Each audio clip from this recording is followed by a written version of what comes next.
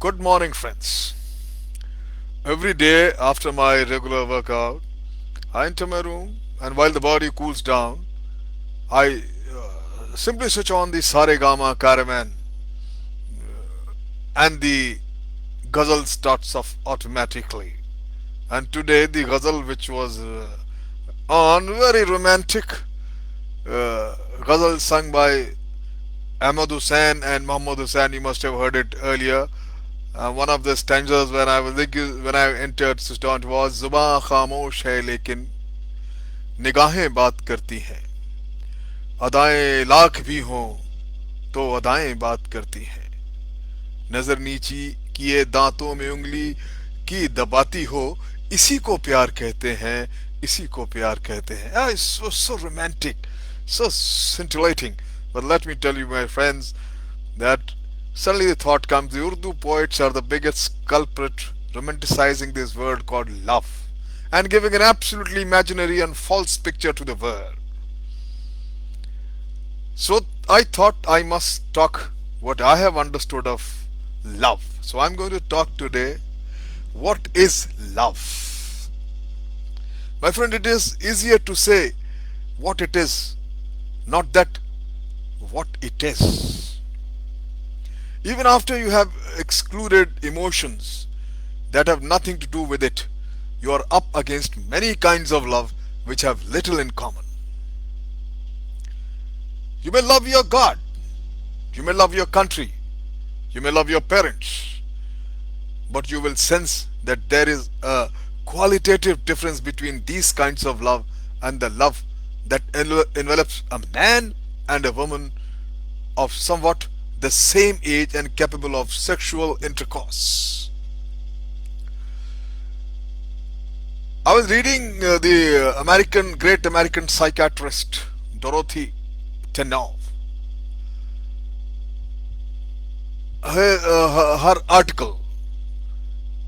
She has defined this kind of love as an obsessive, all-embracing passion for another person that strikes seemingly from nowhere and makes life a hell of uncertainty, punctuated by brief moments of ecstasy. She has given this brand of man-woman fixation the name limerence. My friend, the Tenov's definition of love is as good as I have seen anywhere, but does not explain why this obsessive, all-embracive passion erupts and why it loses intensity and why it often turns turns to sour hate. How and why two people of the opposite sexes are attracted to each other and to the exclusion of others has never been fully explored. The urge is without doubt physical because it usually manifests itself on the approach to puberty. It is also often entirely a yearning of the body without any mental or emotional overtones. Both male and females pass through such a period when compulsions of the both are so explosive that they will seek each other's fulfillment through the most readily available persons without the slightest affection for them. This is lust, my friend. This cannot be love. Love is more subtle than lust. While the lust can be fulfilled by expending the lust, love has more frustrations than fulfillment, I suppose. When two people fall in love with each other, can only be explained by probing their psyches. It is believed that most people fall in love with people with very much like themselves.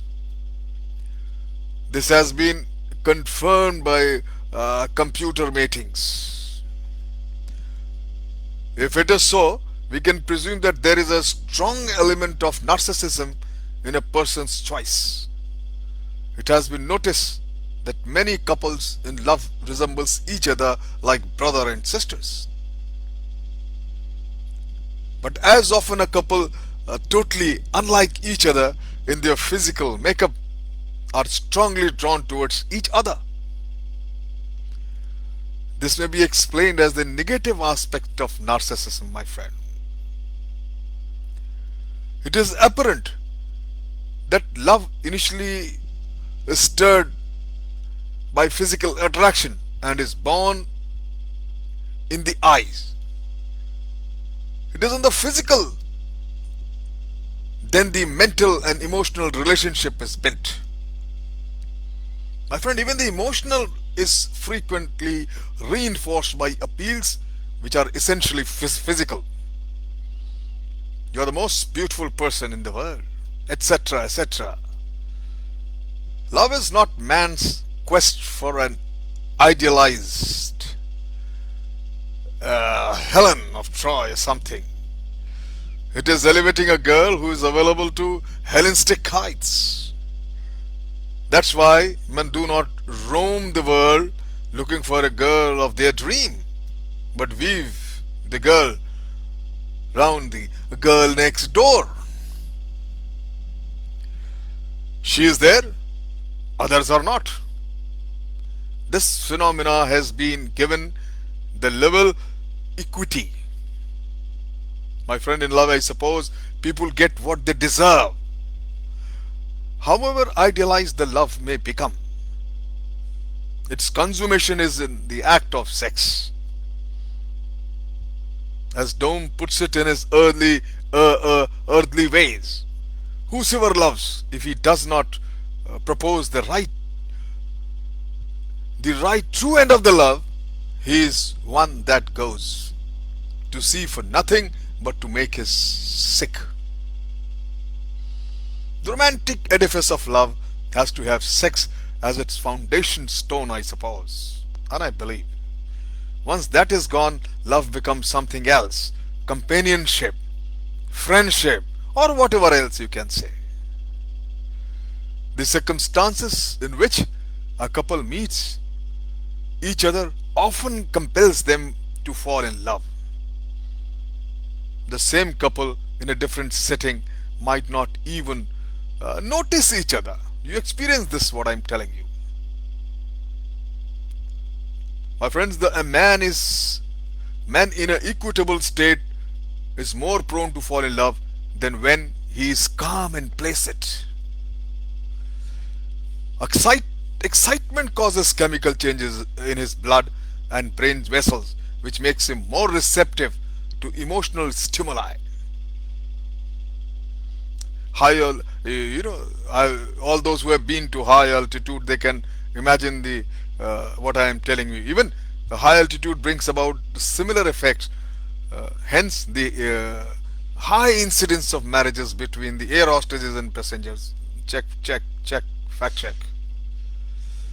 From a personal experience, my friend, I can say that all this theorizing about love by any poet, by any theorist, any author, any research worker is nothing but a hogwash. People fall in and out of love all the time in all the kinds of places and make the most impossible combinations. There is nothing exclusive about love, because people can be in love with varying degree of intensity with many people at the same time. I do not know other people suffer anguish when they are rejected, but I have an exhilarating sense of release.